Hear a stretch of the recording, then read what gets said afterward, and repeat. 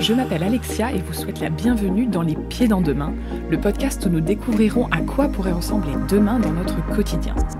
Les Pieds dans Demain sont des conversations avec des personnes de tous horizons, afin de décrire comment elles envisagent concrètement demain. L'objectif de ce podcast ? Donner la parole à des personnes pleines de bon sens, que l'on a trop peu l'habitude d'entendre, afin de penser l'après de manière réaliste et authentique. Allez, venez, on va mettre les pieds dans demain. Bonjour à toutes et à tous, je suis ravie de vous recevoir pour un épisode un peu particulier puisque cet épisode correspond à la veille de l'anniversaire Les Pieds dans Demain. Puisque oui, ça fait déjà 1 an que j'ai lancé ce podcast. Et en fait, j'ai envie de profiter de cet épisode pour faire le bilan, calmement. Et j'espère que vous allez pouvoir prendre le temps avec moi de réfléchir à tous ces sujets qu'on a pu voir pendant ces 25 épisodes Les Pieds dans Demain. Qu'est-ce que m'a apporté ce podcast pendant 1 an ? Quand j'ai lancé ce podcast, l'objectif c'était de pouvoir donner la parole à des anonymes, des personnes comme vous et moi, qui ont plein de choses à raconter mais qui n'en ont pas toujours conscience, et surtout qui ont envie de voir à quel point elles peuvent croire en un meilleur demain. J'ai passé des moments très privilégiés avec chacune de ces personnes. La bonne nouvelle, c'est que c'est pas terminé. Et elles m'ont permis de prendre moi-même le recul qu'il fallait par rapport à pas mal de sujets. Qu'est-ce que moi je veux dans ma vie ? Qu'est-ce qui est important pour moi ? Qu'est-ce qui me fait peur, qu'est-ce qui me rassure, qu'est-ce que j'ai hâte de découvrir quand je pense à demain. Et ça a été un très très bon moyen pour moi d'ouvrir mes chakras. Chaque personne, à sa manière, avec son parcours, sa vision, ses expériences, m'a permis de prendre le recul nécessaire pour moi-même me dire en tant que personne, en tant qu'individuel, qu'est-ce que je peux faire pour un meilleur demain ? Alors, je vais être claire, je ne sais pas si j'ai la solution à tout, je ne sais pas si j'y arriverai, mais je sais qu'en tout cas, ça m'a fait beaucoup de bien de créer ces espèces de capsules temporelles avec ces personnes qui m'ont vraiment permis de mettre le temps sur pause. Vous savez, le temps qu'on est toujours en train de poursuivre, ce temps qu'on n'arrive plus à saisir. Ce qui est intéressant, c'est de se dire que si j'enregistrais ces épisodes à un autre moment de la vie de ces personnes, je sais que j'aurais quelque chose de très différent, mais ce qui reste quand même un socle commun, ce sont ces valeurs. Ce sont des gens qui ont l'optimisme chevillé au corps, qui ont envie de se battre, même si parfois ils se disent c'est compliqué, je ne sais pas, j'ai pas les moyens d'eux, ils vont y aller. C'est pas des gens qui disent c'était mieux avant, c'est des gens qui disent ce sera mieux demain, qui vont tout faire en tout cas pour que ce soit mieux demain. Qu'est-ce que moi j'ai retenu de tous ces épisodes, avec donc ces 24 personnes ? Et la bonne nouvelle, c'est qu'il y en a d'autres qui vont arriver, vous allez voir, j'aurai plein de nouveaux invités, encore une fois très différents, et qui me permettent de vraiment réfléchir et d'avoir vraiment ces différences de vision. Et donc ce qui est important pour moi, dans ce que je vais retenir de la plupart de ces sujets, il y a beaucoup de sujets qui sont revenus, hein. Je pense que certains et certaines l'ont repéré, mais je me dis que c'est intéressant de voir à quel point il y a ces similitudes entre ces personnes qui ne se connaissent pas pour la plupart, et qui ont juste envie de raconter un peu leur thème un peu fort pour le présent, mais surtout les thèmes forts pour le futur.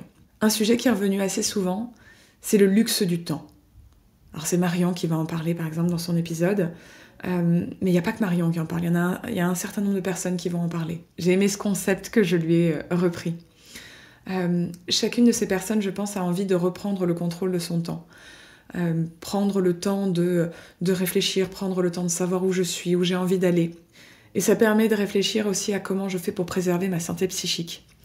Je pense qu'on le voit particulièrement en ce moment, avec tout ce qui se passe. Il y a la santé évidemment physique qui est importante, mais le psychisme devient vraiment quelque chose de clé. Grâce à Géraldine, je ne dis plus santé mentale, mais santé psychique, parce que je trouve que c'est encore plus englobant et encore plus intéressant. Donc merci Géraldine, tu vois, j'ai grandi grâce à toi. Et on se rend compte en effet à quel point il devient central de s'occuper de soi. On parle beaucoup de développement personnel, on parle beaucoup d'être une meilleure version de soi-même. Toutes ces personnes ont conscience de qui elles sont dans cet écosystème et ont vraiment envie d'y participer tout en se préservant. Je suis unique au sein d'une communauté, au sein d'une tribu. Et donc, ça passe par « je dois prendre soin de moi ». Cette espèce de marathon de demain, il passe avant tout par moi au présent. L'écologie aussi est un sujet qui est revenu énormément. Certains m'ont même dit c'est presque... C'est même plus drôle tellement on l'entend, mais je pense que c'est important de voir à quel point les gens se sont mobilisés autour de cette cause, ou en tout cas y ont été sensibilisés. Et clairement, toutes les personnes qui ont été interviewées dans Les Pieds dans Demain font partie de ces personnes qui ont été sensibilisées. Il y a eu le vivre ensemble aussi qui est souvent revenu. Une des personnes qui m'en a le plus parlé, je pense que c'est Alix dans son épisode, qui vraiment voulait remettre du collectif au sens vivre mieux ensemble pour justement se permettre d'aller vivre quelque chose d'un peu différent et de se dire que voilà, on n'oppose pas les générations, et ça c'est un sujet qui est abordé par Christiane, on ne les oppose pas, au contraire on essaie de prendre le meilleur de chacun et de chacune pour aller justement créer cette société où on va vraiment co-créer de la valeur. Il y en a aussi beaucoup qui m'ont parlé du fait de croire en la nouvelle génération et de tout faire pour aider la nouvelle génération. C'est un des sujets qui a pas mal animé Esther dans le premier épisode. Mais il n'y a pas qu'elle, évidemment, hein, puisque ce sont encore une fois les thèmes un peu communs. Et oui, c'est ça en fait, moi je me la suis posé cette question. On entend beaucoup croire en la nouvelle génération. Et moi je pense que c'est aujourd'hui et maintenant que ça se passe. C'est exactement ce que va dire une Samtou par exemple. Mais c'est central de voir à quel point les gens se disent que voilà, il y a nous, à notre niveau, on va pouvoir faire des choses, mais il faut surtout faire en sorte de paver le terrain encore plus pour pouvoir aider cette jeune génération. Croire en elle, comme dirait une Caroline. C'est vraiment ça qui fait que on va vraiment arriver à ce meilleur demain que l'on fantasme un peu tous, hein, soyons clairs, hein, mais qui nous anime et nous donne envie de nous battre. Il y a aussi l'idée de se focaliser sur des plaisirs simples. Je vais vous partager une citation qui m'a été envoyée par ma mère, et qui, je trouve, illustre plutôt bien la notion de plaisir simple. Le bonheur n'est pas d'avoir tout ce que l'on désire, mais d'aimer ce que l'on a. Et c'est exactement ce que va expliquer une Florence dans son épisode, par exemple. Elle aide la nouvelle génération, puisqu'elle est institutrice, et elle va travailler avec ses étudiants à ce qu'ils se rendent compte déjà de la chance qu'ils ont, à se focaliser sur ces bonheurs, ces petits bonheurs de la vie. Ensuite, il y a aussi cette notion de trouver sa mission, l'ikigai, qui est un sujet aussi abordé par Samtou. Mais beaucoup, en fait, se la sont posé cette question. C'est ça que je trouve assez fascinant avec les différentes personnes que j'ai pu rencontrer et qui sont passées derrière mon micro, c'est que toutes se posent la question d'elles dans cet écosystème. Toutes se posent la question de comment je peux trouver ma place, où est-ce que je me sens bien. Toutes n'ont pas la réponse, hein, moi la première, mais en tout cas elles font tout pour espérer y arriver un jour. Et ça, je trouve que c'est assez génial. Pour vous le dire autrement, ce qui était assez génial à chaque fois que je sortais d'une interview, c'est que moi j'étais regonflée à bloc. J'avais eu un shot d'optimisme, un shot de réflexion, de prise de recul, de vision ultra différente de la mienne, des idées, des thématiques, des concepts auxquels j'aurais naturellement moi pas pensé. Et en fait, je trouve que cette émulation est extrêmement stimulante. Je trouve ça tout à fait fascinant de se dire que ces gens ont des manières de réfléchir différentes de moi, mais avec des valeurs quand même assez communes. Et ça, en tout cas, moi, c'est quelque chose qui m'anime beaucoup dans la création d'un podcast. Il y a quelque chose de très très humain en fait dans ce podcast, enfin j'espère que vous le ressentez, en tout cas moi je fais tout pour. Et en fait c'est de se dire voilà, je donne la place à ces gens, je leur donne une voix. Certains y ont été très sensibles d'ailleurs et j'ai trouvé ça extrêmement touchant, puisque quand j'ai fait ce podcast c'était potentiellement avant tout pour moi, parce que c'était important de pouvoir avoir un prétexte de discuter avec ces personnes. Et en fait toutes m'ont remercié en me disant que c'était flatteur et surtout extrêmement enrichissant et stimulant d'avoir quelqu'un qui leur permette d'avoir cette voix. Et moi j'aimerais qu'en effet les gens que l'on interviewe dans Les Pieds dans deux mains soient beaucoup plus présents et plus de visibilité, parce que ce bon sens, cette inspiration que moi j'ai pu ressentir, j'aimerais qu'elle puisse aider un maximum de personnes. En tout cas c'est un peu mon souhait moi pour demain. Un autre sujet aussi qui est revenu et qui m'a beaucoup plu, c'était le fait de passer plus de temps avec soi, de s'écouter, d'être dans la vie, d'être dans cette espèce de tourbillon de la vie, mais d'être toujours très centré sur soi pour pouvoir savoir où on est, où on va et ne pas se perdre. Je pense que c'est important de citer Guillaume qui, à ce moment-là, lui, dans son épisode, va parler de s'écouter, de vraiment prendre le temps de savoir comment on se sent, comment on ressent ce qui est en train de se passer et de ne jamais oublier vraiment qui on est. Un autre sujet qui a été abordé aussi, c'était de trouver un travail dans lequel on se sent à sa place, qui a un impact. Alors ça, c'est un sujet... il y a le côté très passion, le côté je ne regarde pas mes heures parce que je m'éclate au travail et que j'ai même pas l'impression de me lever pour aller au travail. Ça, c'est un sujet qui a été beaucoup abordé par Estelle. Mais il y a aussi cette idée d'impact. Une des questions que j'ai souvent posées, c'était le sens que l'on peut trouver dans son parcours professionnel. Et ça, Mathieu, justement, estime qu'on peut prendre le temps, on y revient, le luxe du temps, de trouver un emploi dans lequel on arrive à attention, ça c'est pour Somme Tout, de trouver sa mission, de trouver sa place, et de faire en sorte qu'on puisse allier la passion, le sens, l'impact, et potentiellement, parce qu'on n'est pas des enfants de cœur, la rémunération. Et ça, j'ai trouvé que c'était assez génial parce que c'était très porteur d'espoir, et ça donne envie de se battre. La plupart d'entre nous avons trouvé des métiers qui nous font plus ou moins vibrer. Certains sont très malheureux et ne le font que pour la dimension pécuniaire, on va dire. Et en fait, d'autres ont la chance de se dire je vais faire ce pas de côté pour pouvoir aller chercher l'emploi qui me fait vibrer, qui me fait manger, mais qui me permet, moi, d'exister en tant que personne, d'exister en tant que professionnel et d'apporter ma pierre à l'édifice. Je trouve un sujet quand même assez fondamental, même si, évidemment, il est très, très, très difficile à atteindre. Mais, vous savez ce qui fait partie de la force des pieds dans deux mains ? On y croit et on se battra pour. C'est un sujet qui a été pas mal abordé aussi par Victoire. Vraiment le fait de prendre le soin de son corps pour pouvoir justement avoir un meilleur demain, puisque, vous savez, cette phrase un peu merveilleuse qu'on dit « bonne année, bonne santé », ou « et la santé surtout ». Eh bien, une victoire, elle va vous prouver qu'en effet, si vous n'êtes pas bien dans votre corps, à la fois psychiquement, on y revient Géraldine, mais aussi physiquement, vous ne pourrez pas aller bien loin en fait. Il faut cette machine qui fonctionne, il faut cet esprit sain dans un corps sain. Et si vous n'êtes pas en forme, si vous n'êtes pas en bonne santé, c'est tout de suite beaucoup plus compliqué de pouvoir vous permettre d'aller mettre les pieds dans deux mains.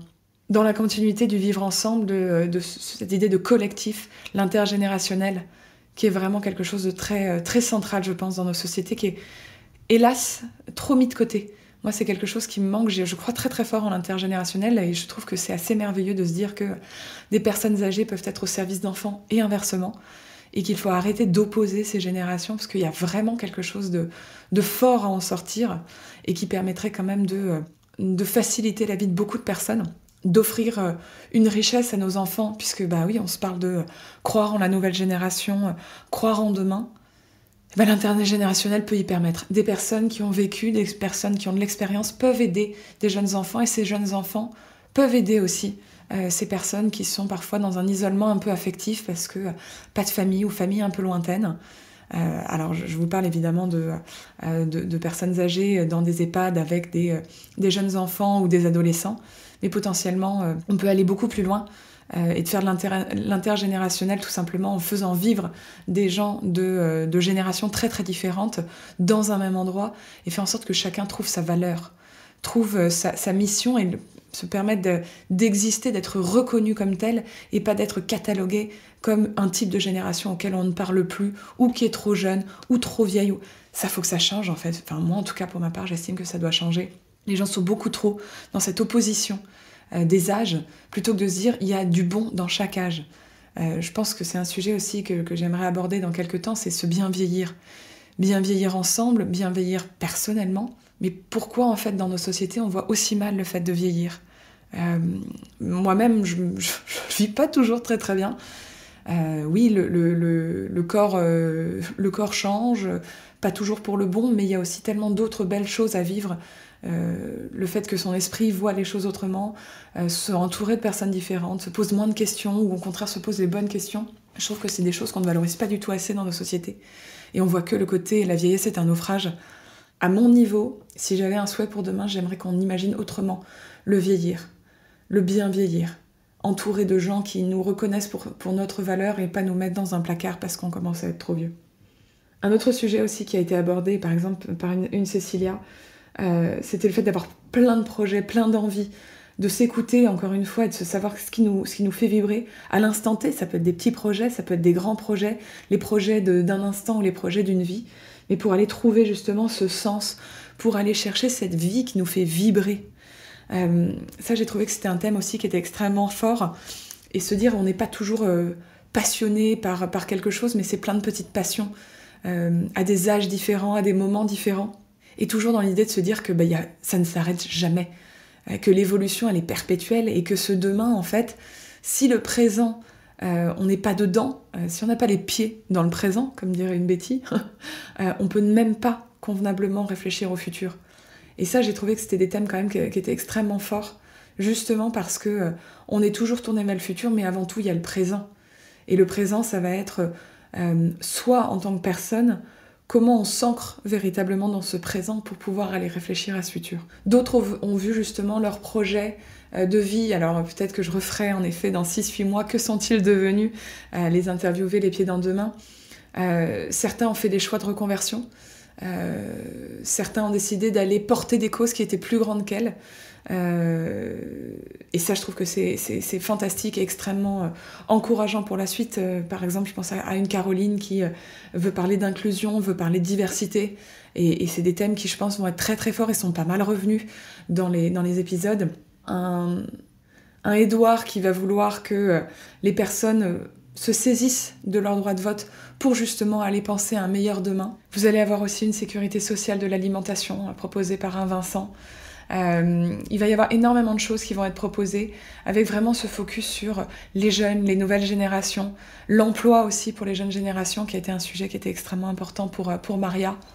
Et tout ça, en fait, ça donne envie de mettre les pieds dans deux mains. En tout cas, moi, ça me donne envie.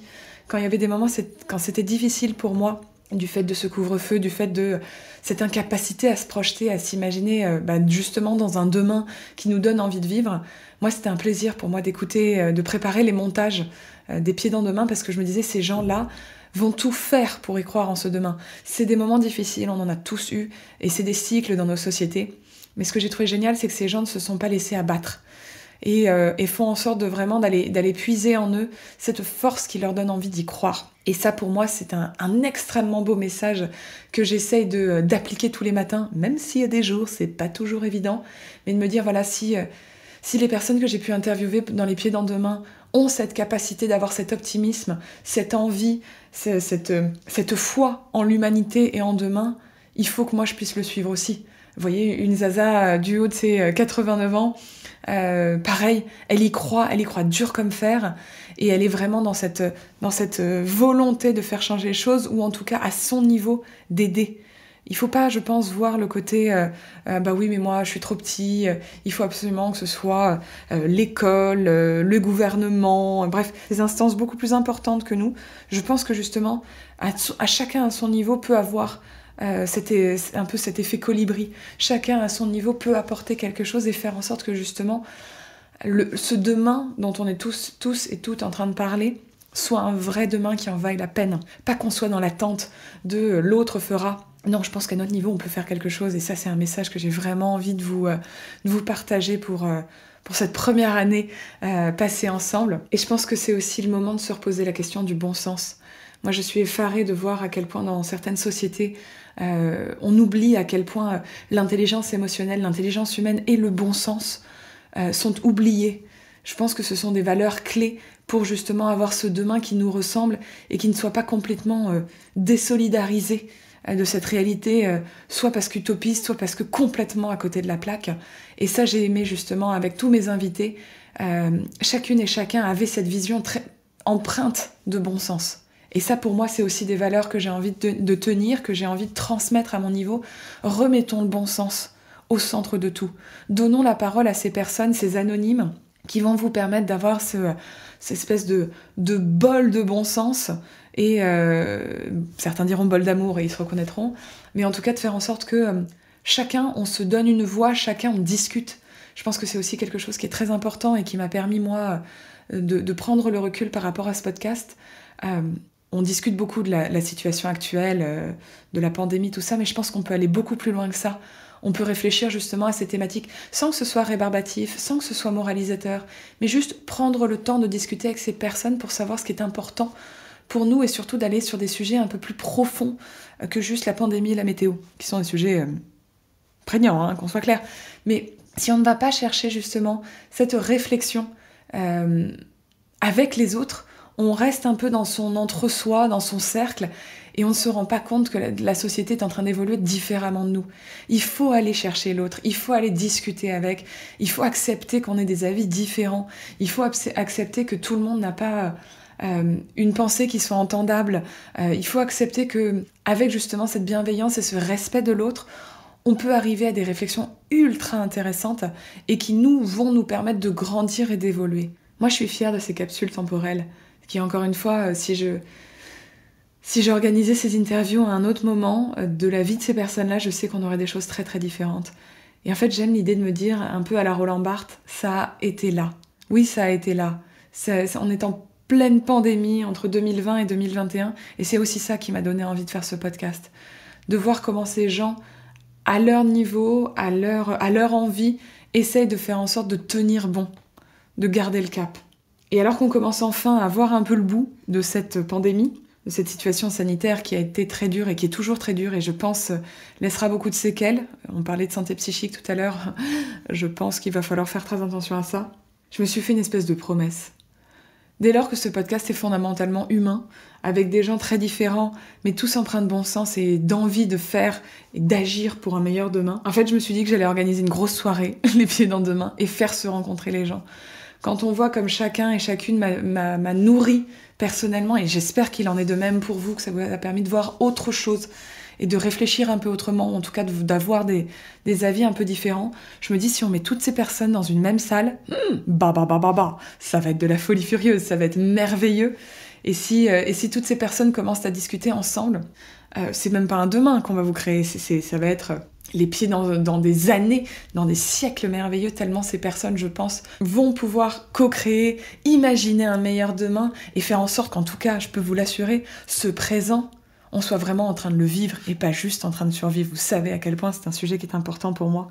Donc vraiment, je pense que le jour où j'aurai toutes ces personnes autour de moi pour la grosse soirée, les pieds dans deux mains, je pense que je serai clairement sur un nuage. Et maintenant, j'aimerais remercier toutes ces personnes qui sont là depuis le début pour le podcast. Vous, évidemment, cette audience qui m'a fait des retours, qui m'a raconté ce qu'elle aimait moins, ce qui la faisait réfléchir, réagir aussi. Beaucoup d'entre vous ont réagi à certaines choses dites par mes invités. Et c'est merveilleux parce que voilà, ce podcast est un produit vivant, un produit mouvant qui ne fait qu'évoluer. Et Dieu sait que j'en suis pas encore complètement fière, mais je suis fière déjà de tout le chemin parcouru et je sais qu'on va continuer de le faire grandir ensemble. Donc merci à vous d'être toujours présents, d'écouter, de réfléchir, de prendre ce recul, d'écouter ces anonymes qui ont des choses à vous dire.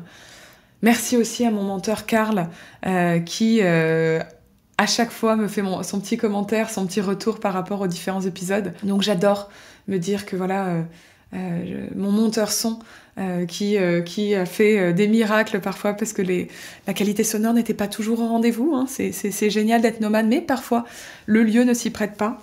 Donc et voilà, et j'ai senti que ça l'avait fait grandir, que ça l'avait fait évoluer, que ça lui avait donné d'autres approches par rapport à lui, ce qu'il pouvait penser. J'ai trouvé ça assez fantastique. J'aimerais remercier aussi tous mes invités, évidemment, qui ont été géniaux, qui ont pris du temps pour moi et qui ont vraiment essayé de faire en sorte de me faire grandir aussi et qui ont vraiment vu ces conversations comme une discussion, comme une conversation stimulante, enrichissante et pas juste un monologue. Alors qu'au départ, moi, le but, c'était quand même de leur donner la parole, mais ils étaient dans cette recherche de l'échange et c'était pas du tout prévu, mais j'ai trouvé ça génial. Donc il y a certains épisodes où je parle beaucoup trop et vous le savez. Merci d'avoir pris le temps de m'écouter, de réfléchir, de vous poser. Et quand je dis poser, c'est littéralement d'avoir mis pause dans votre journée, mais aussi sur certains épisodes pour pouvoir prendre le temps d'entendre et d'écouter ce que la personne disait, puisqu'il y a quand même des choses qui sont quand même très très profondes. Et donc voilà, pour ce premier anniversaire, les pieds dans deux mains, s'il y avait un mot qui résumait tout ce que j'ai envie de vous dire aujourd'hui, c'est un des plus simples, mais c'est un des plus beaux, c'est merci. Merci d'avoir pris le temps, merci d'être toujours plus nombreux, merci d'en parler autour de vous, merci de partager ces capsules temporelles, merci de me donner envie de me lever le matin, merci de me donner envie de monter ces épisodes parce que vous savez que ça prend du temps et que j'ai des milliers d'autres vies à côté. Merci. Merci vraiment de laisser une place aux pieds dans deux mains dans votre vie. Et je suis hyper motivée pour continuer. J'ai plein d'idées pour une saison 2, une saison 3, que sais-je. Game of Thrones peut aller se rhabiller. J'ai plein d'idées. Toujours en mettant ce bon sens et cet optimisme au centre de tout, avec ces personnes vraiment qui, moi en tout cas, me donnent envie de mettre les pieds dans deux mains. Et je vous dis rendez-vous dans 2 semaines pour ces nouveaux épisodes de Les Pieds dans deux mains, en espérant qu'ils vous font du bien, en espérant qu'ils vous donnent envie de vous lever le matin et d'aller mettre les pieds dans deux mains, même si on sait toutes et tous que nous ne sommes pas des robots, nous sommes des humains, et qu'il est hyper important de prendre conscience qu'il y a des moments c'est plus ou moins facile, mais quoi qu'il arrive, on a envie. Et je pense que c'est aujourd'hui un message que je veux vous faire passer, avec de l'enthousiasme on peut tout faire. Et il suffit d'être bien entouré, d'avoir le bon commentaire, le bon retour au bon moment pour se dire que ça valait la peine. Et grâce à vous, c'est le cas. Je suis extrêmement privilégiée, extrêmement touchée de pouvoir fêter ce premier anniversaire avec vous. Et j'espère qu'il y en aura d'autres. Et j'espère surtout que dans quelques années, vous réécouterez ces épisodes, que vous ayez été interviewé ou parce que cet épisode vous a touché, et vous puissiez là encore prendre le recul et vous dire « Oh, quel chemin parcouru !» Vous savez, il y a un jeu auquel j'aime bien jouer, c'est « Si on m'avait dit que ». Et bien si on m'avait dit que j'allais un jour être toute seule devant mon micro pour fêter la première année de ce podcast, qui est un projet qui me tenait particulièrement à cœur, avec déjà plus de 24 personnes que j'ai interviewées et encore à peu près le même nombre pour la suite, je vous aurais pas cru. Si on m'avait dit que j'allais rencontrer autant de personnes, que cette espèce de sérendipité allait m'emmener à rencontrer des gens que je ne pensais pas un jour rencontrer et avec qui j'allais pouvoir discuter, je vous aurais pas cru non plus. Et je trouve ça merveilleux parce que vraiment, et je pense vraiment que je vais me le faire broder par ma grand-mère sur un t-shirt. C'est très simple. Mais Dieu sait que ça m'aide tous les jours, c'est « Life is bien faite ». Allez, venez, on va mettre les pieds dans deux mains pour ces prochains épisodes, pour cette prochaine année passée ensemble, et je suis d'avance ravie et ultra enthousiaste à l'idée de partager ces moments avec vous. Je vous embrasse très fort, et je vous dis à bientôt.